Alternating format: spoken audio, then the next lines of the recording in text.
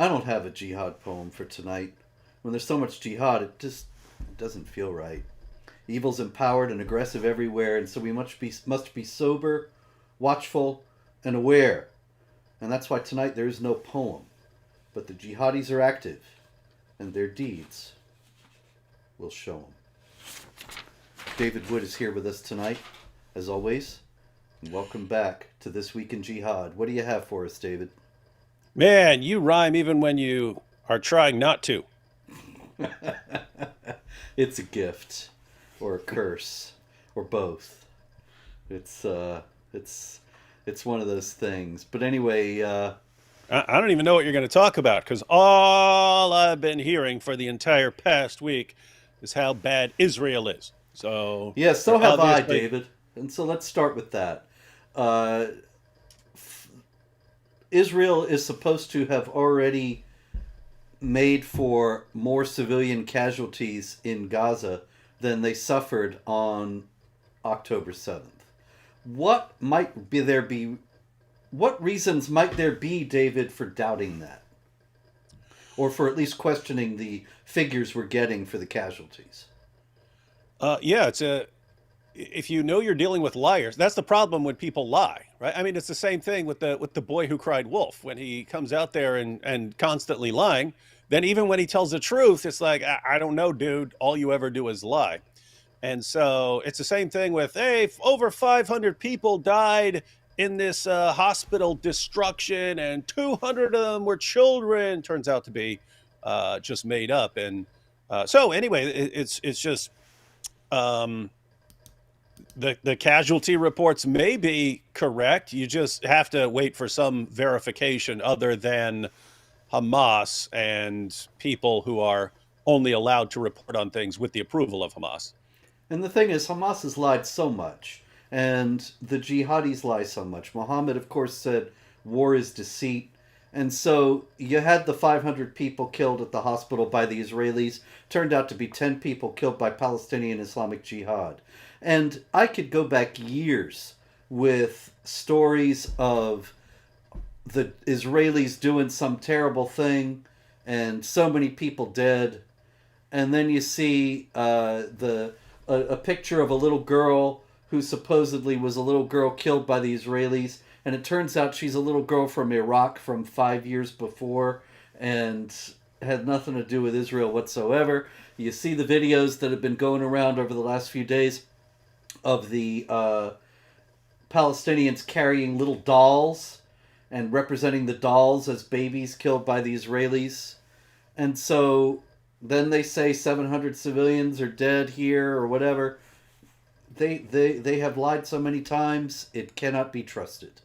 Yeah, it's pretty rough when the same people you've been hearing from for years saying that Jews are training snakes to come in and bite us, and Jews are spiking the water supply with hormones that make the young girls more horny, so they go and start sleeping around, and then you hear from these exact same people casualty figures. Again, I mean, if there's bombing, there are bombings and stuff going on, so you'd expect casualties. You'd expect a lot of casualties. It's just, yeah, the people who are reporting are some of the biggest liars in the world. So again, guys, that's just the trouble with lying. You could be completely telling the truth, but your credibility is in question.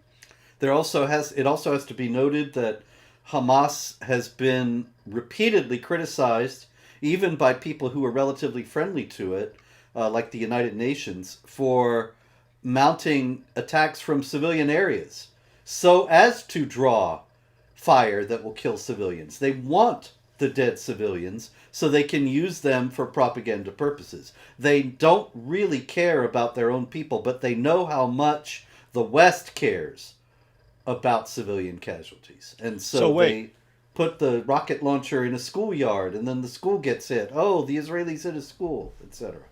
so would they set up a? Would they do something like set up a little little base right beside a church so that when the strike hits, it goes to take out the camp, it may damage the church or something like that? Is that sort of thing they would do? That's exactly what happened. St. Porphyrius Church in Gaza City, 12th century. Greek Orthodox Church, and I, as a Greek Orthodox Christian, I tell you, I've been hearing a lot about this, and a lot of people saying, how can you be in favor of the Israelis when they hit the church? Well, the Israelis did not hit the church intentionally, and that is clear, actually, from the fact that even the New York Times and the Washington Post and CNN and all the rest of them that hate Israel, they did not report that Israel hit the church. They reported, actually, reasonably accurately, that the IDF said that there was a Hamas command center they were striking that was right nearby on purpose for this reason, in order to plan for this day when the church would be hit. And they hit the church by mistake, or not by mistake, but because it was in the vicinity of the Hamas command center, which means the responsibility for this lies with Hamas for putting their command center there and then launching attacks at Israel from it, and not with Israel for striking back at the command center. But there's so much propaganda against Israel at this point that there are very many people who are otherwise reasonable who are being taken in. And it's very important to understand that when we hear these casualty figures, we hear these accounts out of Gaza, the source is almost always Hamas or some other jihadis, and they have a reason to exaggerate or fabricate Israeli atrocities. And I'm suspecting that this is just getting started. That's for sure. Yes, if they ever do mount this ground attack, then we're going to see a lot more of it. War is deceit, said Muhammad. People don't realize they're being deceived in the West. It's a funny thing. It's sort of like it's in bad taste. You know, so many times, well, you know, David, dealing with Dawagandists, dealing with Islamic apologists, is dealing with a lot of liars. And they're lying all the time. But I have realized over the years, over many years, that when you say somebody's a liar, a lot of people in the United States, and maybe in Europe as well, will think, oh, look, he's a bad guy. He's telling the other guy, he's calling the other guy a liar. And they think that it's something wrong with you. And they don't consider, well, maybe the guy really is a liar. And when you have a whole society that's based on lies and a culture of lying on a grand scale, Americans don't even consider that. And it's like, oh, you must be a bigot if you think maybe they're lying about this. Because after all, lying is acceptable in this context. Yeah, and I've said before that, I mean, I've been to prison. I spent years in prison dealing with every kind of liar you could think of.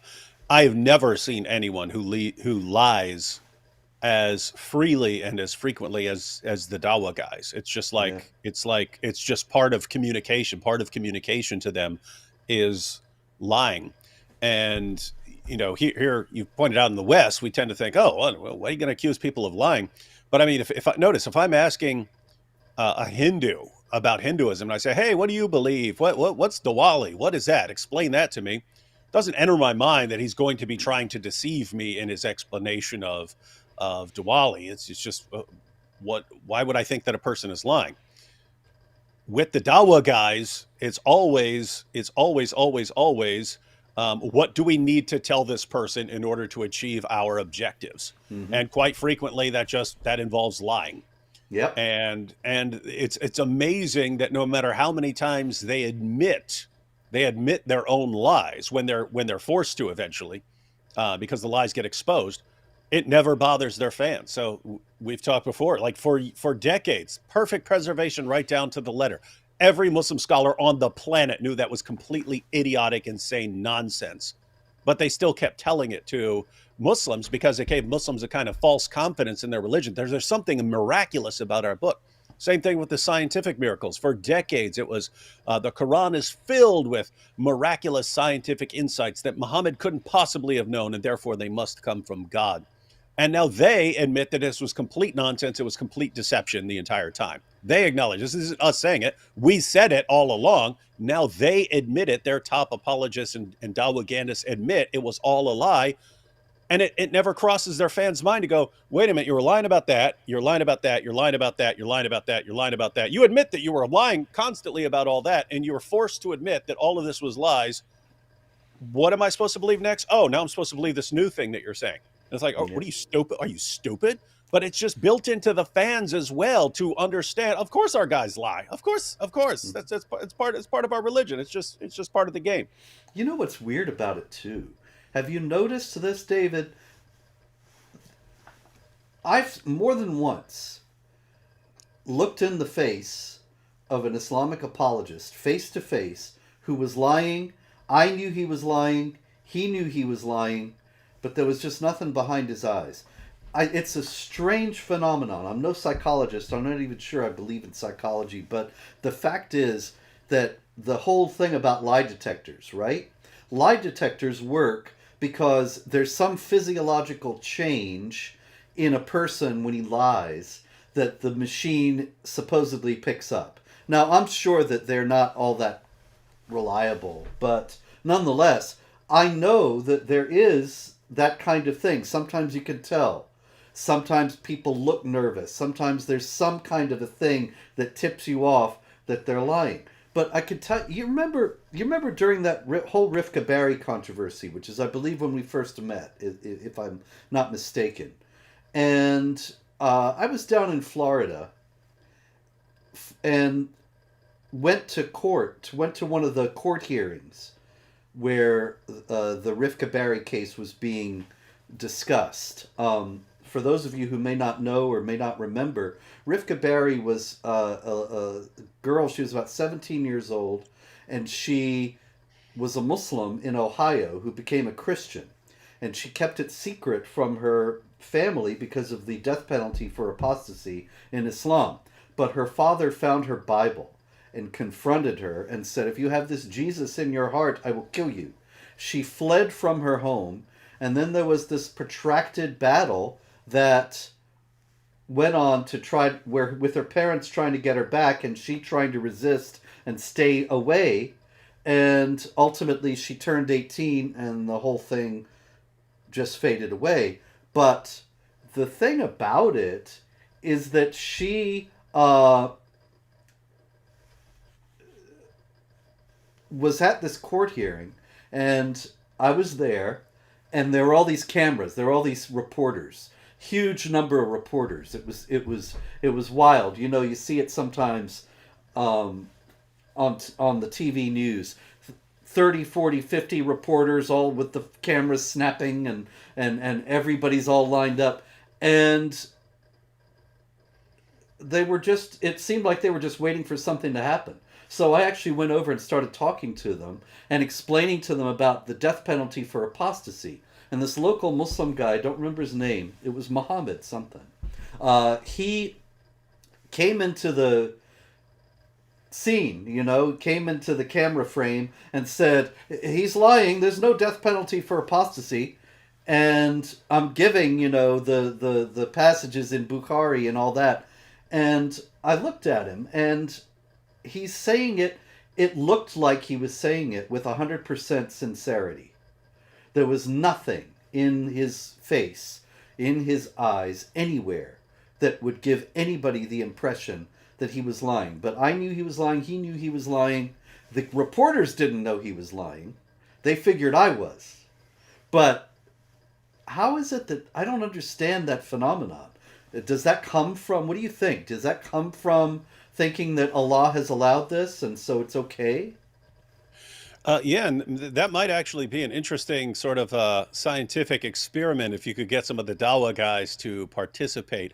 Actually, hook them up to a lie detector and have them lie and see if there's any sort of physiological change. Because yes, the a lie detector works because when you're lying, you have bodily reactions. Your heart rate may go up. It may affect your breathing, your blood pressure, all kinds of things. And so they'll tell you to say some things that are true at the beginning, and then they'll tell you to say some things that are false. and they'll look at your readouts to determine when you're telling the truth and when you're not, and then they'll ask you the questions they really want to get at. But yeah, if you actually believe it's good and that God wants you to say these things, are you actually going to have the same reactions as a person who is lying, and that person's conscience actually affects his body?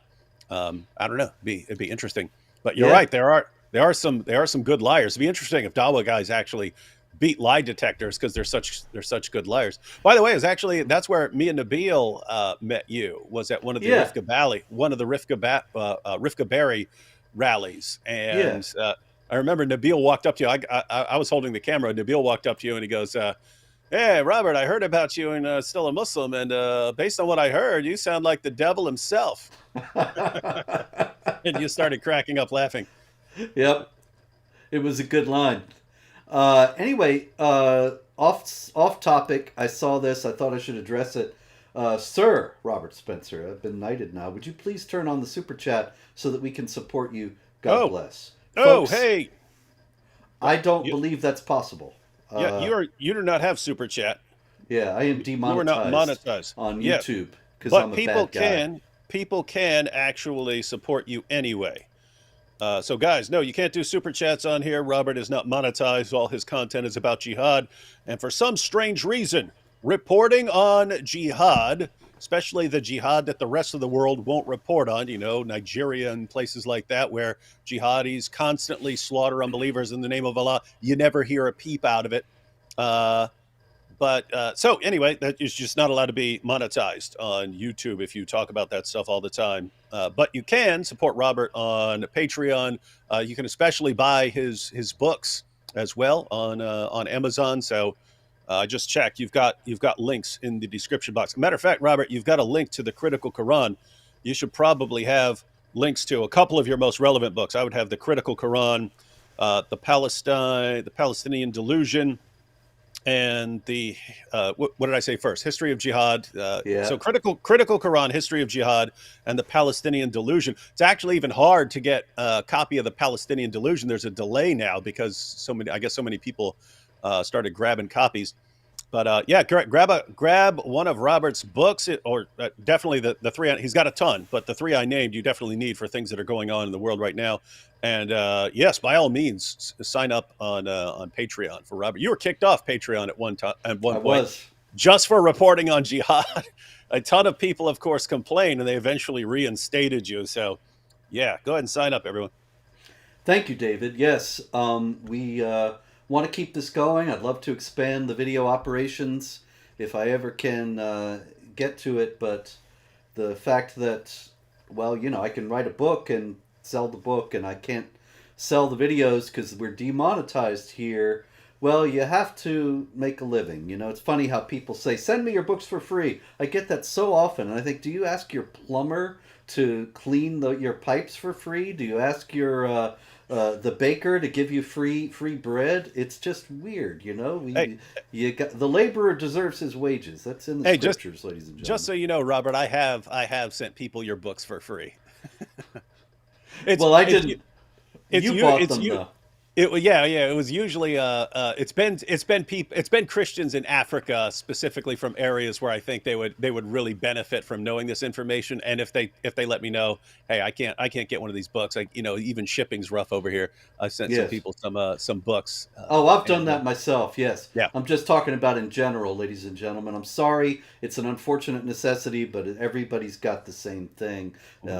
People have to live in this world. Anyway, let's get to the jihad, David. And since we're talking about difference of attitudes and radically different mindsets that may even lead to physiological changes, how about this? One of the jihadis of Hamas after the October 7th massacre, he called his mom and he said happily to her, "I have killed 10 Jews with my own hands. I'm using the dead Jewish woman's phone to call you now." And she didn't say, "Gosh, you're a monster." She didn't say, "I cannot believe that this is my son." She was rather pleased and proud. And that is astonishing, really. Astonishing. That's weird. When you started the story, I was thinking, ah, he called to apologize for all the pain he was inflicting on his mother. Um, just like, very, very common given given my background, guys, they get locked up and they want to call and apologize to their families for all that their families are going to have to go through and all the damage they've done. And they go into court, they apologize to their victims. I'm sorry, I was on drugs. What, I'm just a completely different person when I'm on drugs. I wouldn't normally do that. I'm sorry. Uh, but nope, not here. Yep. Look at all the Jews I killed. It's just Oh, incredible. what a good boy! What a good boy! We put your jihad on the refrigerator. We put your jihad on the refrigerator. I'll bet some of them do. But the mother here reminds me of some of those mothers that we've seen before who say, "I'm so happy that my son is in paradise because he killed the Jews," and they go against every instinct of a parent in wanting the best for the child, and are happy the child is dead because the child is dead in jihad. It's just incredible. All right, David. Cyprus. And by the way, I just wanted to point out that's why. So a little, just like probably not even an hour ago, I tweeted something like, "Unfortunate fact: jihadis don't care about civilian deaths. They know that you care about civilian deaths, Mm-hmm. and they use your feelings to achieve their objectives. They've weaponized your feelings."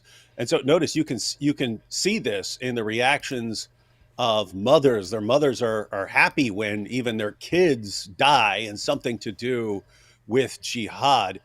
So do you seriously think they're actually concerned about civilian deaths, something like that? They're happy when their own kids die as part of as some sort of martyrs or something like that. So do you think they're really upset? No, they know you're upset. Now, just to be clear, there are Palestinians who really, really care about their kids and who care about civilian casualties and things like that. There are people there who do care about those things. The terrorists, they do not. Every person, whether it's on their side or your side, everyone is a pawn. Everyone's a pawn in a game of jihad. They don't care. So when they come to you and tell you, "Oh, look at this! Look what happened! This is why you should support me," yeah, Yeah, don't buy it. indeed. Okay, in Cyprus, this is just one of many uh, incidents around Jews and Israelis around the world. A pipe bomb exploded near the Israeli embassy in Nicosia, and 4 people were arrested, all of whom, oddly enough, turned out to be Muslim migrants. It's weird. Yeah, it's just incredible. Not Mormons. Um, not a one, not a one. You didn't Oddly read it. enough, You didn't misread Mormons as Muslims because they kind of look. maybe one of them was Methodist. I'm not sure. I don't think so. I think they were all Muslims. People are saying, "Where can we support you?" Well, David just said, "Thank you." I But just said please go go right to in the Patreon, go to the description Amazon box. for the books. Somebody's saying, "Where can I get your books?" You can get them at Amazon, at Barnes and Noble. If there's still a bookstore in your town, go there. Ask them to order them. There's a description box right here, ladies and gentlemen. And again, I'm looking at it. There, Robert needs to put some other stuff in there. But yeah, Yes. that's a good spot, and you can improve that for later. Yeah, please do. Yeah, this was the But one. the What's but the the best way but to the pay support? yeah, but the Patreon link is there. So by all means, click on Robert's Patreon and sign up. That would be a big help, ladies and gentlemen. Help us keep going here. All right. Anyway, France. There were 3 Muslim schoolboys who plotted a jihad massacre at the Israeli embassy in France. So we got Cyprus, Israeli embassy in Cyprus. We got the Israeli embassy in France. And these 3 teenagers in France were asked what they were trying to do, and they said, "Our goal was to terrorize the Jews." Where'd they get such an idea, David? How could that possibly have come about? First of all, that's false. It's Zionist. That's it. That's the only group that Ha! anyone has any problem with. Yeah, I've they heard said that. the Jews. Yeah. In fact, when Muhammad said that he wanted the Jews expelled from the Arabian Peninsula at first until the day when Muslims are powerful enough to exterminate them globally, when he said that the hour will not come until you fight the Jews, and the Jews are hiding behind trees and rocks, and the trees and rocks are crying out, "Here, there's a Jew behind me, come kill him." He actually meant Zionists. Yes. Hey, Uh, tree. Hey, tree. Don't say Jew. It's Zionist, I tree. Stupid tree. That's why you don't let trees do your work for you, especially rocks. They're literally as dumb as rocks. And then they mess up. They're supposed to say Zionist, but they say Jew. yeah, they just can't get it right. And even in the United States, this young man with his rifle, that is Sohaib Abu Ayash. No, it's not. It's Robert Spencer. His name's right there. Yeah, I know it says there is a kind of resemblance if you look, but I haven't looked like that ever, actually. But in at least 40 years have gone by since I was even close. Anyway, Sohaib Abu Ayash is in Houston, and he is a migrant from Jordan, and he was going to the range and shooting, practicing with his firearms. Nothing illegal about that. Not in But Texas. as not in Texas, not in many other places, but it turns out that Sohaib Abu Ayash was in touch with what the FBI called others who share a radical mindset, and was training with weapons in preparation for a terrorist attack. That group has 1.8 billion members, I hear. Yes, others with a radical mindset. Probably only 50 or 100 million have the radical mindset, so Yep. relax. That's huh.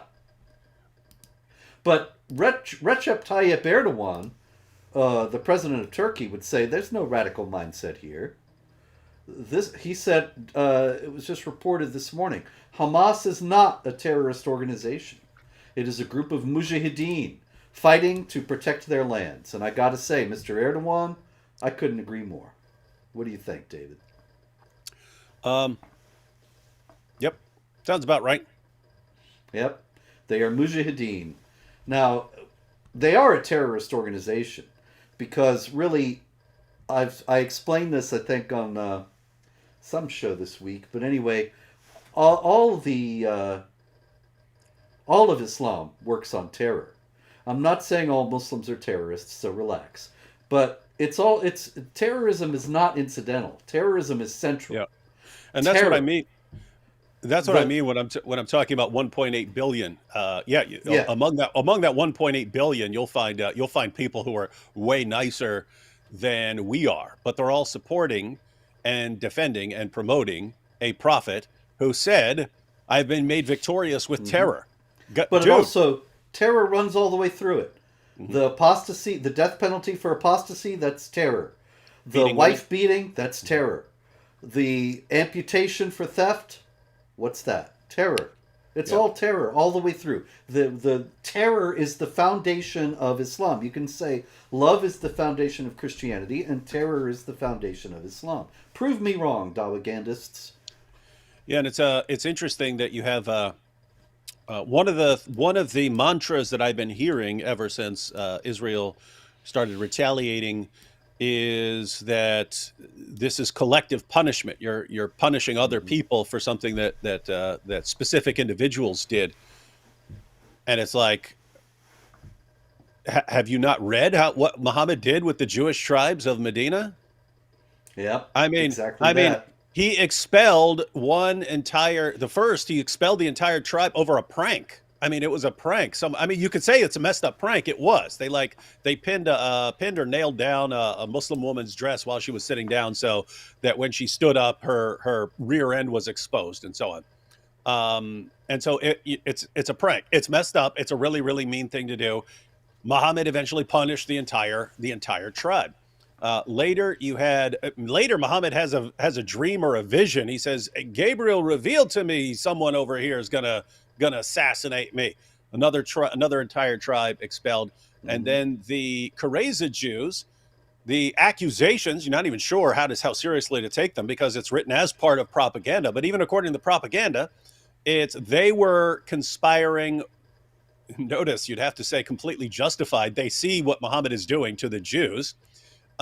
They supposedly conspire with the people of Mecca to be against Muhammad. And so what does he do? He knew exactly who the people were who were part of this plot. He punishes the entire tribe. He punishes all of them.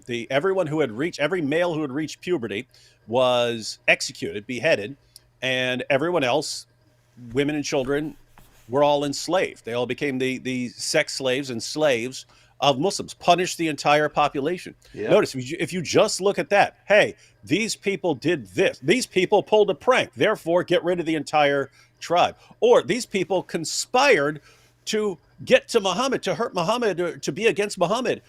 Therefore, you can wipe out the entire tribe. Um, I mean, if you just look at this, you could say Jews would be entirely justified according to Islam. If you were actually consistent, they would be entirely justified in being way, way, way, way, way more brutal against Gaza. That's a very good point. Also, just a kind of ancillary point is the fact that I've been working on this new book that I hope I'm almost finished with, and I hope it'll be out next year if all goes according to plan and World War III doesn't come or whatever. But anyway, it's called Muhammad: A Critical Biography, and in it I'm evaluating the historical value of a lot of these stories. And so it's interesting to note that the story that David told just now about the prank that got the Banu Kainuka, or I believe it was Banu Nadir, uh, No, exiled. that was the Kanuka. Yeah, Oh, it was yeah. Kainuka. Mhm. Okay. They that story appears of them pinning the Jews pinning back this woman's dress, and she's exposed, and so on.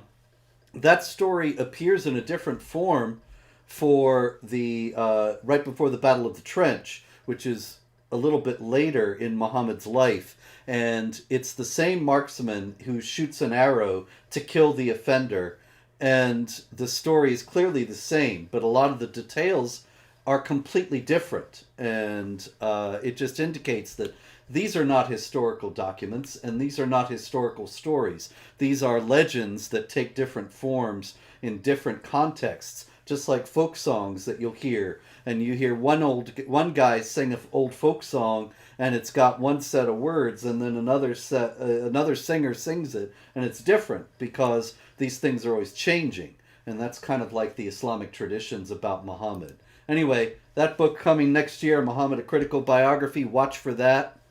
But in any case, we've got much more jihad here to do, and we're getting into so much depth, David, on the backstory that we're not going to get all the jihad in here. So let's see. We had in Germany, we had a jihadi arrested in Duisburg for plotting an attack on a pro-Israel demonstration. He was so angry with the people who would dare to agitate for Israel, to demonstrate in favor of Israel, that he was going to massacre them all. In Mauritius, I don't know that we've had a story out of Mauritius Wait, before. 1 second. I just wanted to point out Yes.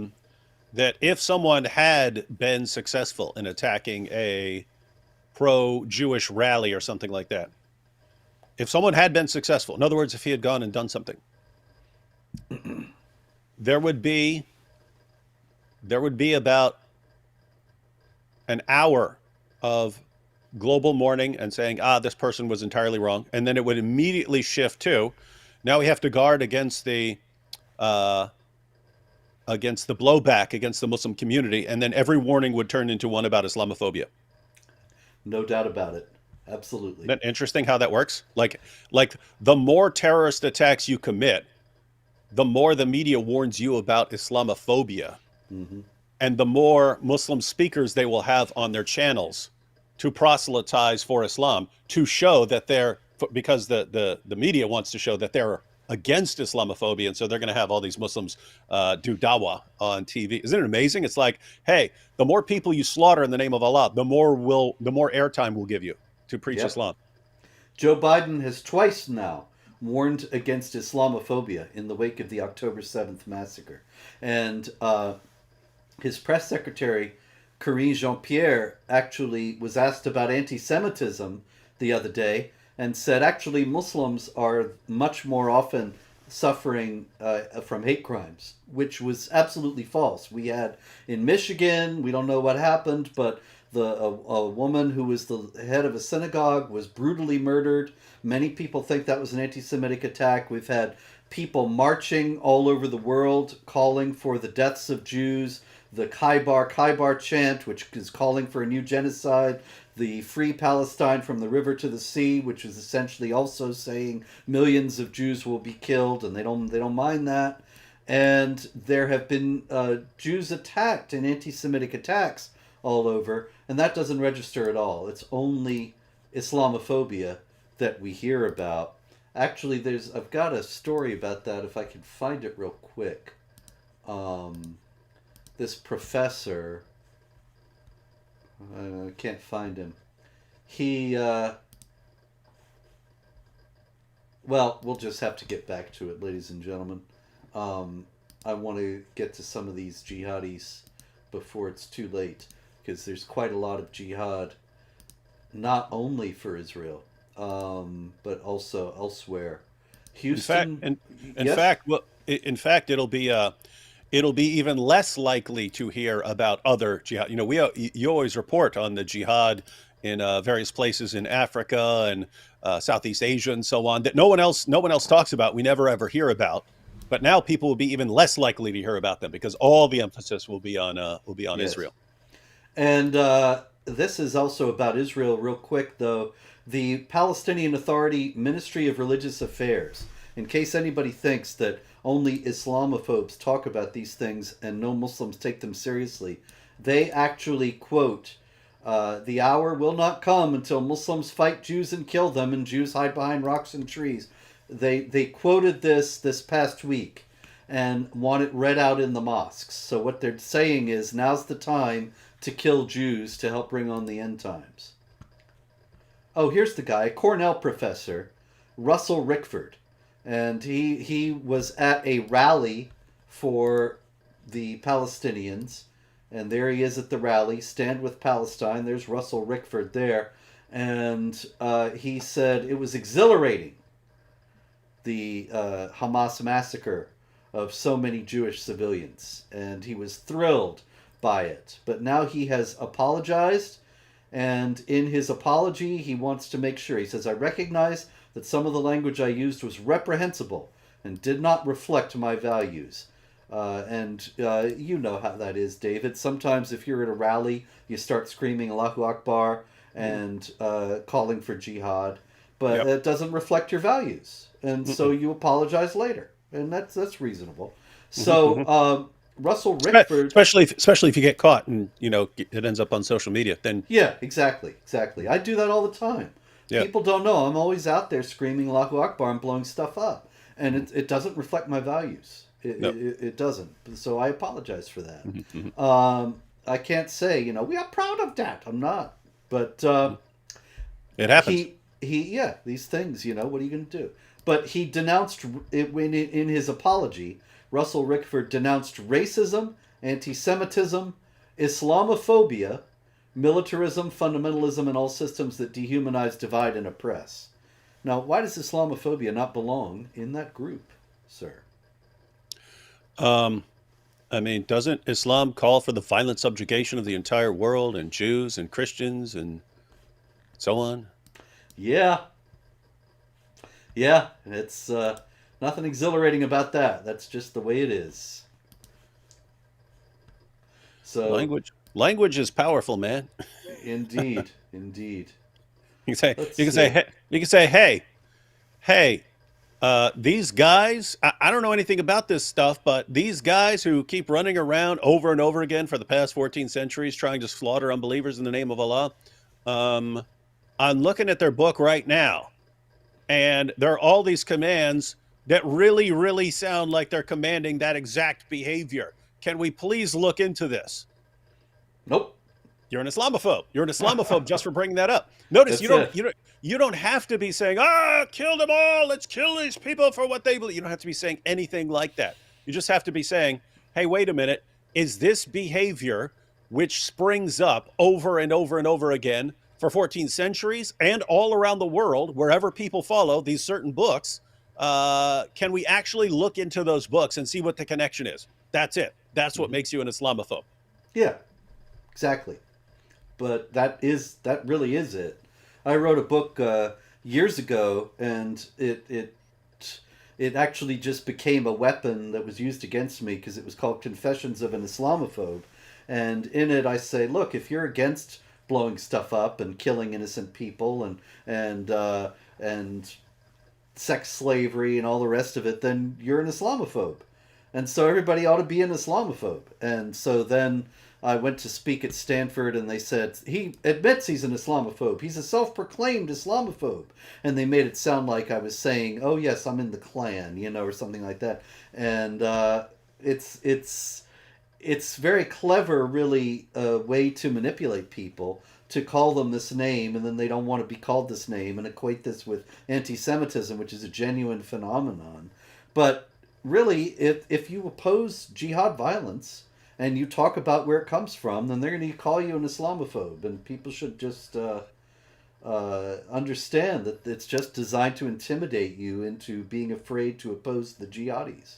And isn't it? I mean, isn't it amazing that people actually fall for this? Because we're talking. I mean, we're talking about jihad, but just think about how that term has been used to manipulate people. I mean, thousands and thousands, countless thousands of young girls were raped, gang raped, drugged, and pimped by Pakistani gangs who used claims of Islamophobia to keep themselves from getting Mm-hmm. arrested or investigated or charged for years. And police, prosecutors, social workers, everyone, they know it's going on. They know it's going on. It's being reported to them. Hey, these guys got my 11-year-old daughter. What do I do? Mm-hmm. What do I do? They wouldn't lift a finger because they were scared of being called a name. They were Yep. scared of being called a racist or an Islamophobe. And so, well, I don't want to be called a name. Therefore, I'm going to let these guys rape, gang rape, drug, pimp young girls forever until it became a media embarrassment because people actually started reporting on it. Led by Tommy Robinson. I mean, he's the one who really Mm-hmm. kicked it all off.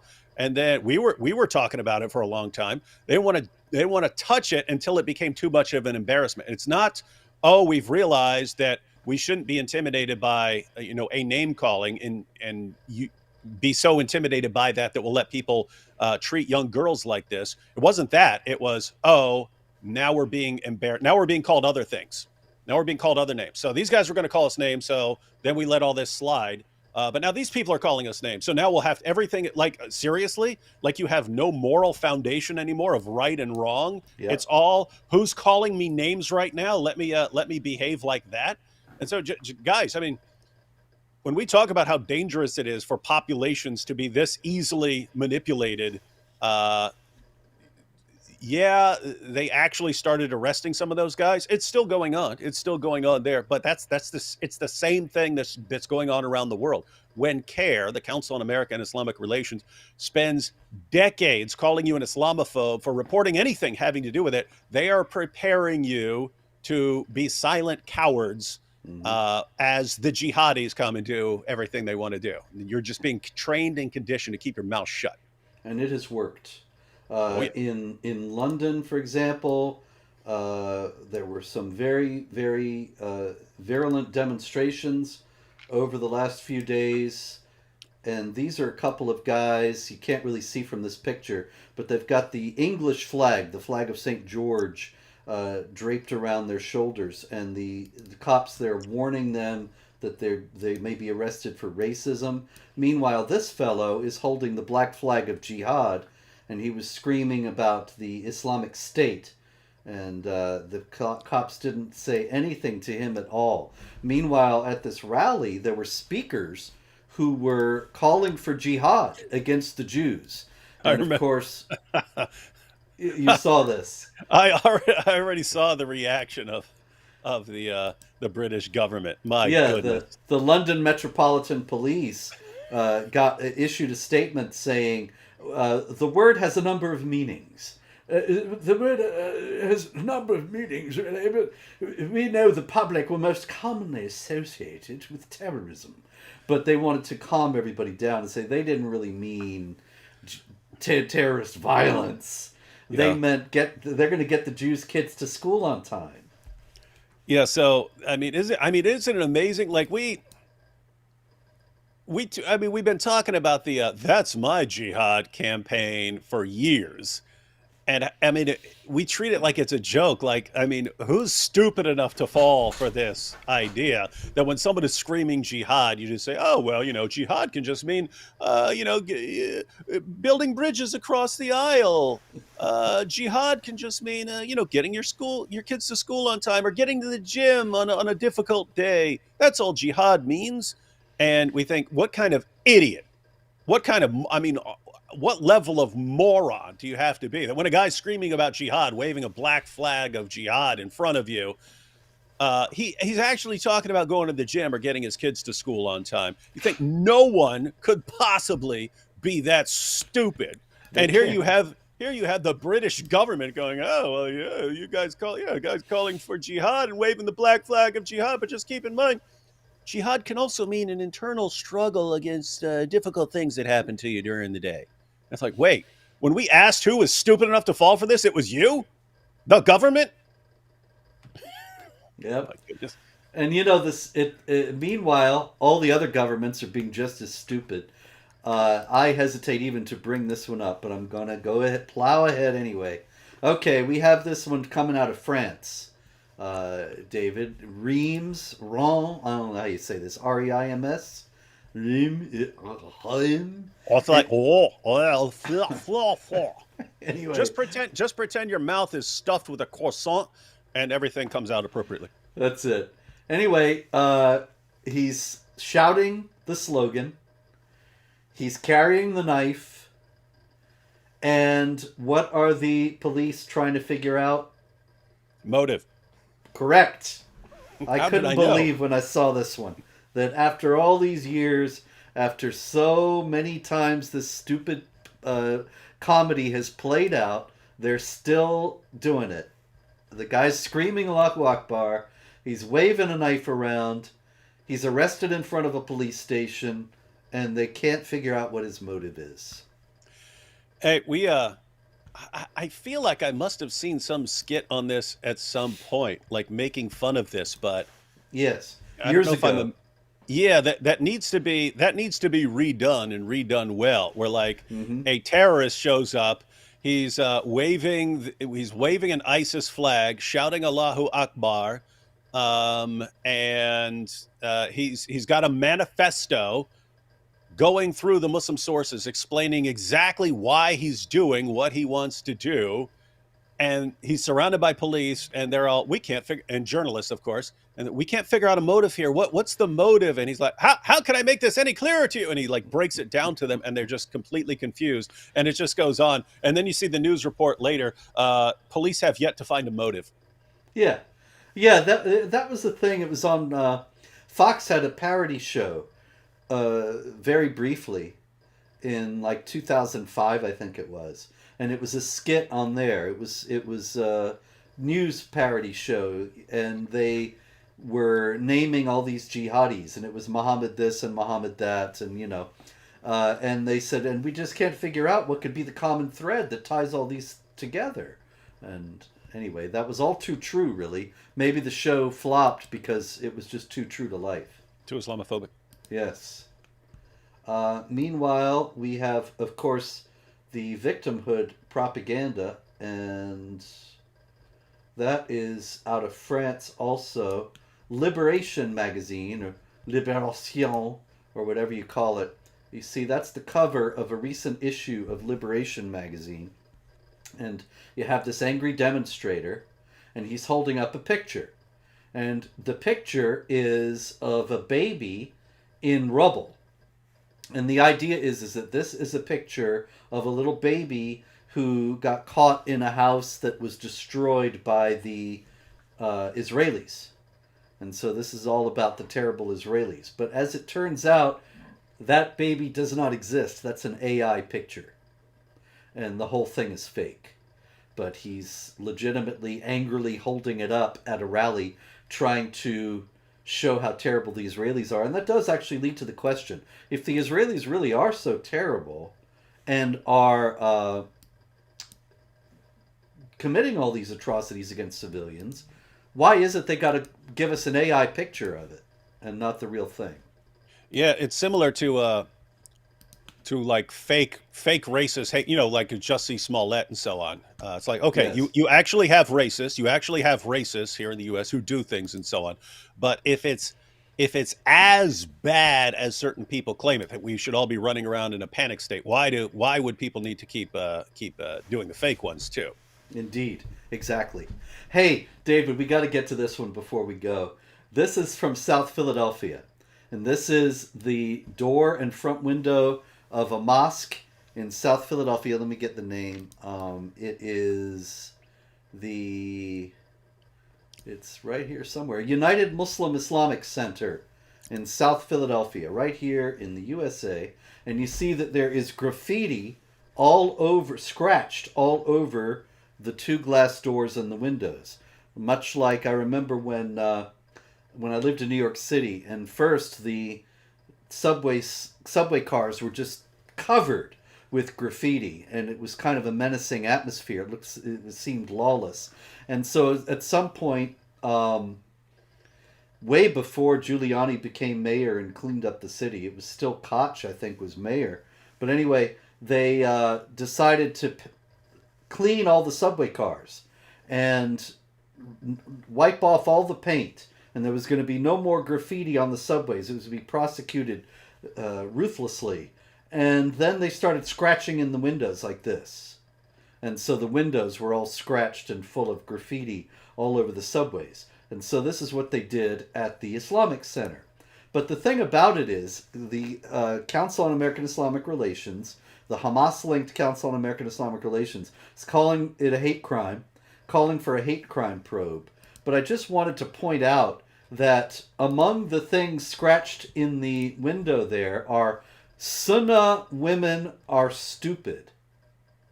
Sunnah women are stupid, and read your Torah.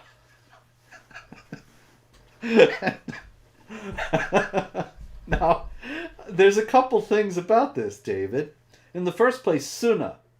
Sunnah is the traditions of Islam that comprise the Hadith, the reports about Muhammad's life and his teachings, and the Sirah literature, the biographical material about Muhammad's life, and that is the sources. Those are the sources for the Sunnah, which is accepted practice for Islamic behavior, and the Quran and Sunnah are the sources of Islamic law. So, how many non-Muslims though know that word? That's not like, I mean, people know Quran now and they know Jihad, but Sunnah, I doubt it. And read your Torah. So some apparently they want us to believe that some Jews came and scratched graffiti into the windows of this mosque. Yeah, and it's that's right up there with, of course, people like a bunch of people heard about Sheikh Uthman ibn Farouk when he's supposedly stabbed by an Islamophobe, and it's like the most obvious fake blood anyone's ever seen. We gave every benefit of the doubt, like maybe the coloring in the picture's just off, so that's why it looks totally fake. Then looking closer, you could actually see like the spatter marks, which is where like someone would squirt it on you. That's not how it comes. I've known multiple people who've been stabbed. That's not how it is when it's leaking from within you onto your clothes. It doesn't look like someone sprayed it on you from without. So anyway, there were all these things, but long before Sheikh Uthman blamed all of us for that completely fabricated hate crime against him. one day I was just talking to him in the park, and right as I'm talking to him, one of his followers brings up a note and said, "Oh, Sheikh Uthman, we found this message attached to your car," and it was like, "Oh, Sheikh Uthman, your powerful dawah must be stopped by us," and stuff like this. And it's like it sounds like it doesn't sound like an enraged person committing a hate crime. It sounds like some dumb follower of Sheikh Uthman's idea of what Yep. of what an Islamophobe is going to sound like. So that's what the thing at the Islamic Center, the graffiti at the Islamic Center Yep. reminds me of. It doesn't sound like what an enraged Jew might say to Muslims. It sounds like what like a Muslim's idea of what an enraged Jew would scratch all over the mosque. Exactly. I left out actually the best one of all. Muslim men and women eat crabs, which I think is it's a reference to not keeping the kosher food laws. You see, and And your prophet ate camel. that's gonna be the that's gonna be the uppermost thing in the Jewish graffiti artist's mind. All right, let's see. We got a few minutes left here. Um, Terrible story out of the Islamic Republic of Iran. A 16-year-old girl, Armida Garivand, was beaten, dragged off a subway train by the morality police at Shohada Station in Tehran, beaten, and she is now brain dead. She wasn't wearing hijab. And so here again we see that Sharia is more important than life itself for these morality police. They would rather kill you than see you in a way that they think disobeys the law. Yeah, you know what? If I actually if I ran some media company, like CNN or something like that, I would actually use that to make a point. I would start off by reporting uh, the IDF went and grabbed a Muslim girl, a 16-year-old Muslim girl, and I would just tell the exact story right there, and I would say the IDF did it. And then after global outrage and calls for the destruction of Jews everywhere because of this, I would say actually it was Iran. And it was the Iranian morality police that did it. And then immediately crickets chirping. Oh I would yeah, say I would say, you think we got a problem here, guys? Think we got a problem here? no doubt about it. This is Silvia Sardone, and she is a politician in Italy. And you see that she's wearing a T-shirt, and it says "No al velo islamico," and she actually wore that into the Italian Parliament. And now she is in under heavy guard. She has been inundated with death threats for this T-shirt that says "No al velo islamico." And David, what do you think? Should she really be threatened with death for a T-shirt that says "No to the Islamic veil"? Oh, that's what it meant. Because see, Robert, when I was deciding whether she deserved this flood of death threats, I had to see what that was saying first. Oh Because well, if she was saying uh, free Palestine and Jews must be wiped out in the name of Allah, then you would have to say, okay, well, she's obviously an upstanding person and deserves nothing. But yes, if she was saying something critical of anything Islamic, then you obviously deserve what you get. there you go. That is the moral compass of the world today. All right, in Germany, there was another young Muslim who has been accused of raping and beating a 15-year-old, and he warned her when she was talking about going to the authorities, or at least telling her parents. He said to her, Ahmet, the attacker, said to his 15-year-old victim, "You will really regret that. I'll make you suffer, girl. If I want, I'll destroy your entire family. I swear by the Quran." Now, David, I don't understand that. How could he swear by a holy book, a book of peace, that he would do harm to her? Yeah, it is rough. It is interesting though. In Islam, you're not supposed to swear by anything other than Allah. If you do, you're treating it as a partner with Allah. So the Quran there is actually a partner with Allah. This guy's guilty of shirk. And the amazing thing is, if you pointed this out to him, he'd be more worried about that than the fact that he's, everything else that he just did. Yes, a rapist and a all around low life. Can you imagine having that guy in court? It's like, hey, you raped this girl and threatened to slaughter her family and stuff like this. Hey, you swore by the Quran. That's actually shirk. Oh, what? Oh no, I apologize for the shirk. It's true though. It's actually the same. Perfect. Yeah, perfectly functioning moral compasses here. It's the same mindset that led to the girl being beaten in Iran. That Sharia is better than life, and so his life is worth nothing if he disobeys Allah. Uh, Meanwhile, in France, I think this is going to be the last one. A guy wanders into an automobile repair shop, and a Muslim guy, and he kneels down, starts saying his prayers. The manager of the automobile repair shop walks in on him because he doesn't realize he's there, and he's doing his work during the day, and he surprises him and interrupts the prayers. Whereupon, yes, you can imagine what happened. What happened next, David? He drew a Uh, knife and he shouted, Allahu yes. Akbar. Yeah, that's it. So, uh, he is now, of course, under investigation, but he will likely be declared mentally ill, as so often happens in these cases, because the authorities are in total denial about the nature of jihad and they consign it all to mental illness. One last, David, I want to get one last in if you don't mind. Just one moment. Um, We made the 1 hour rule, Robert. We can we break made it. the rule, but I love the rule because I'm an old man. Here we go. That is Sula and Aisha Mugudi, and they are from Uganda. And they are an elderly couple, as you can tell. He is 70 and she is 62. So even though she's named Aisha, she was not his child bride, or at least he was That's not good. significantly older than she is. He's only 8 years older. So he's better Uh, than Muhammad. All right. yes. But anyway, they were Muslims all their lives, but they just converted to Christianity. Sula and Aisha Mugudi in Uganda, in Kiabando Ward in Mayugi Town. And what do you think happened?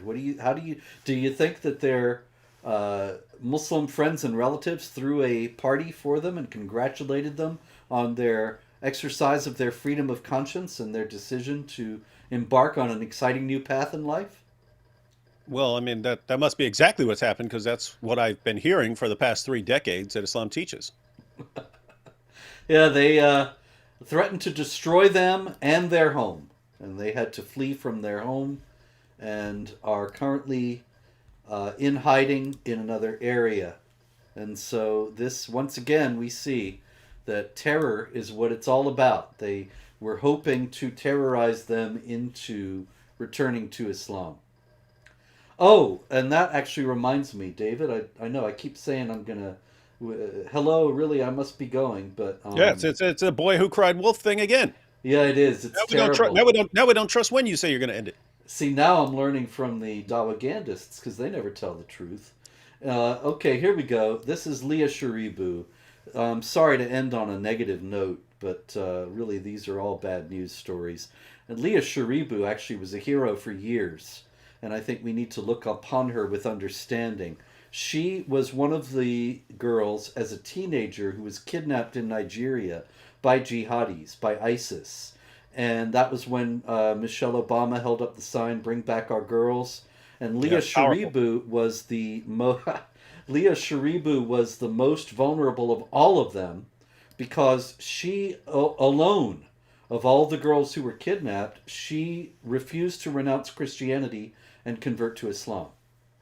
And so now the news has come out after all these years in captivity, and I believe it's been 7 years now in captivity for her, if I'm not mistaken.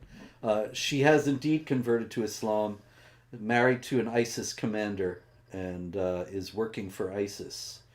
Of course, we understand that, when you're abandoned by the entire world and nobody's coming to rescue you, you have to make the best of life where you are. I'm not justifying leaving Christianity and joining up with Islam, but I think that we have to understand the pressures that she was under. If she did not convert, she would become a sex slave and just be multiply raped. And this is her really the only possibility she has for even any kind of remotely normal or semblance of normal life. And it's really, that's kind of a little microcosm of what's been going on in Islam for 14 centuries, right? You Yes. you take over an area, and uh, there's just horrible abuse of everyone around you until you convert to Islam. And over time, people convert to Islam, and they say, "You see, look at it, look. Now the entire population is Islamic." Yeah, yeah, And that happened. But wait a minute, I'm a little confused here on that story, because I've grown. We're in the age of social media. Are you saying that a hashtag doesn't actually save people? Bring back. You're saying that. Wait. You're saying that the first lady